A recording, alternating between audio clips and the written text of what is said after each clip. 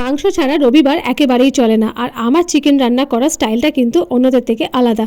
এখন অবধি খেয়ে সবাই প্রশংসাই করেছে। প্রথমে আলুগুলো ভেজে তুলে নিয়েছি, ওই তেলে তারপর গোটা গরম মশলা ফোড়ন দিয়ে পেঁয়াজ ভাজা বসিয়ে দিয়েছি। এখন আদা রসুন কাঁচা লঙ্কা পেস্ট করে নিয়েছি, এটা এখন দিয়ে দেবো। আর পেঁয়াজটা ভালো করে ভাজা হয়ে এলে লাল লাল করে তখন এই মশলাটা দিয়ে দিতে হবে। আর মশলাটা কিন্তু অনেকক্ষণ ধরে কষতে হবে, বুঝতে পারছো দেখে। আর এখন হচ্ছে ধুয়ে রাখা মাংসগুলো আমি এখানে দিয়ে দেবো। আর এই মাংসটাই এখন লো ফ্লেমে চাপা দিয়ে অনেকক্ষণ ধরে কষতে হবে। হলুদ গুঁড়ো আর লবণ এখানে আমি দিয়ে দিচ্ছি, সাথে একটু গুঁড়ো লঙ্কাও অ্যাড করলাম। কাঁচা লঙ্কা তো আগেই দিয়েছিলাম।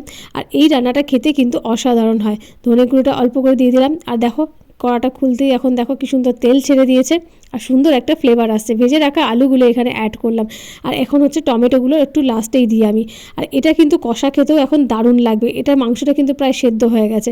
এবার একটু গরম জল এখানে অ্যাড করব। আর ঝোল ফুটে উঠেছে, ফুটে উঠলে গরম মশলা দিয়ে ফুটিয়ে জাস্ট নামিয়ে নিলে রেডি আমার মাংসের ঝোল।